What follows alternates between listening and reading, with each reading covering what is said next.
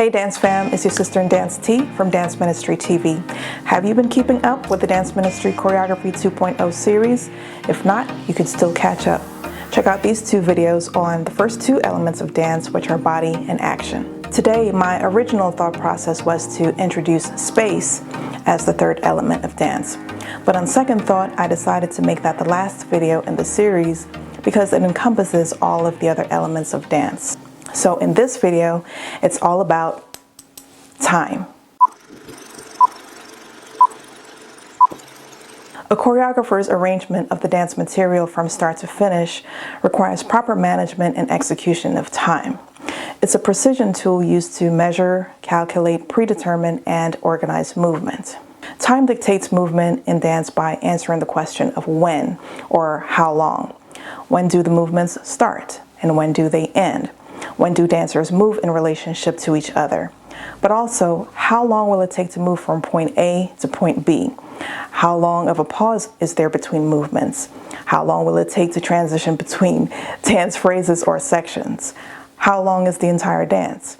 I can go on forever, but that's really how meticulous and important time management is in the choreographic process. All movements and stillness occur in time. So time is always in play, whether it's waiting in the wings off stage for your cue, to a brief pause or a stillness in movement, to moving at the same time or at different times with other dancers, slower than or faster than another dancer. Timing is literally everything in dance. The most common measurement of time in dance is often dictated by music. When music accompanies choreography, the timing of movements is calculated and then organized by counting the beats to the song. For example, a 16-count choreographic phrase is organized by counting 1, 2, 3, 4, 5, 6, 7, 8, and 1, 2, 3, 4, 5, 6, 7, 8. I'm sure y'all have heard that before, right? Time can be altered by changing the duration, tempo, momentum, and the rhythm of a beat, which in turn alters the timing of the dancer's movements. The further we get into dance composition, you will begin to see that a lot of dance structures actually derive from structures in music. But without getting too deep into music theory, here's a simple breakdown of how the arrangement of music relates to the timing and organization of movements in dance. If you're a lover of music like I am, I'm sure at some point you've heard these familiar lines. Drop the beat, bring the beat in, or give me a beat. That's because the beat of a song is the underlying pulse that gets you moving on the dance floor. The beat or pulse of a song can be either regular or irregular. Regular beats bring a steady rhythmic flow to movements because the pulse mimics that of a natural rhythm like a steady heartbeat or like a steady pace like walking or jogging.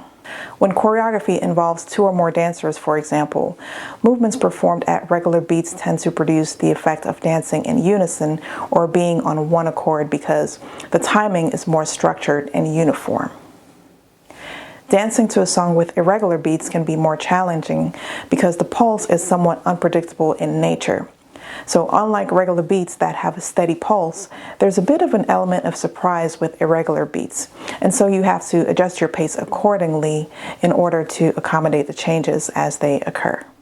Okay guys, so speaking of beat, which is the underlying pulse for movement, here's a track that I worked on years ago called Blue. The main thing I want you to focus on is this little section right here, the tempo, beat, and bar. The tempo was set at 135, which is the speed of the track, and that's about mid-tempo.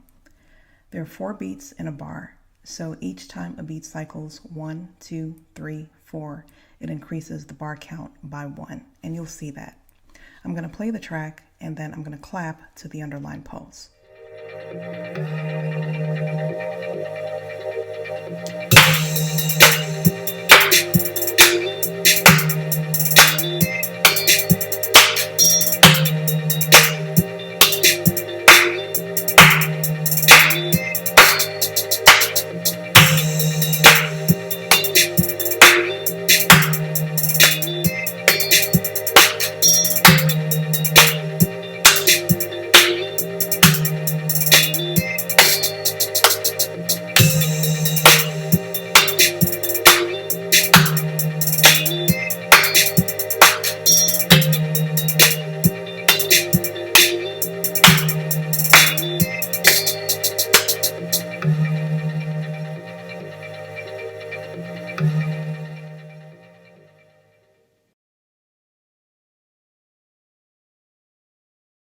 An accent is a distinct emphasis or stress placed on a beat. As it relates to dance, an accent allows a choreographer to highlight or draw attention to a particular movement within the choreography. It's intended to grab the attention of the audience by making a certain movement stand out and hopefully leave an impactful memory of it. Meter is the grouping of beats around an accent or pattern of emphasis. Meter is achieved each time an accent is repeated at regular intervals. So if A is an accent, meter is achieved each time A is repeated.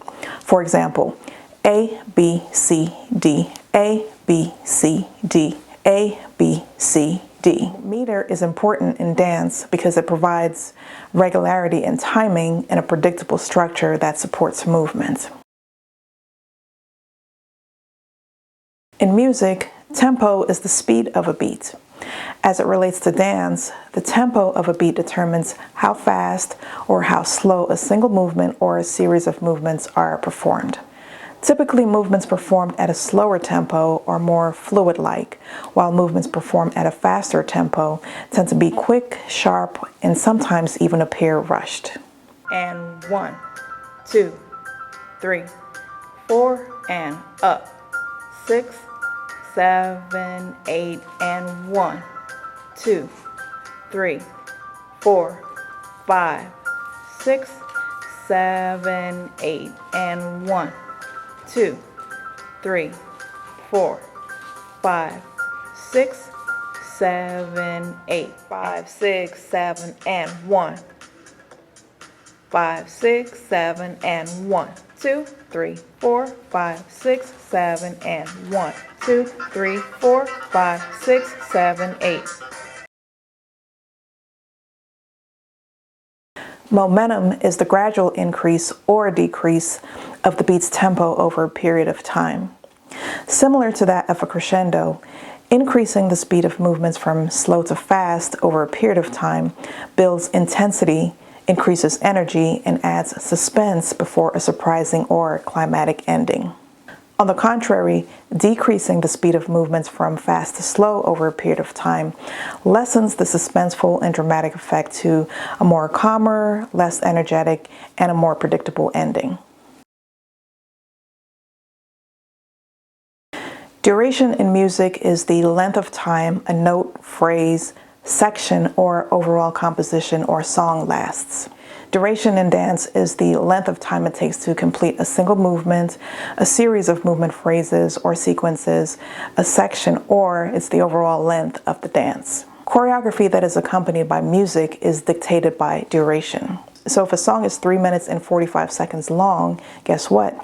The entire theme, message, or idea of the dance must be communicated within that time. Be mindful, though, not to lose the attention of the audience by making the duration of the dance too long or vice versa too short, leaving the idea of the dance underdeveloped and the audience left with questions. An experienced choreographer, though, knows how to strike the balance between the two scenarios by carefully constructing the timing of the entire dance to include a beginning, a middle, and an end. There is also another aspect of timing having to do more with stillness or a pause in movement, and that is breath. Breath is marked by a slight pause or a natural rise and fall of a music phrase. For dancers, it's a moment of stillness, slight pause between movements, or a moment of brief suspension in mid-air before landing. The stillness I'm speaking of is a result of the natural flow of movement being interrupted or paused. However, it does not necessarily mean completely motionless. While freezing or coming to a complete stop has its place in movement, breath is more about a moment of hesitation. It's a moment of tranquility while still moving. It's catching a breath but not stopping, or it's the calm before the storm. Breath in choreography would look like movements that expand or grow as you inhale and shrink in size as you exhale.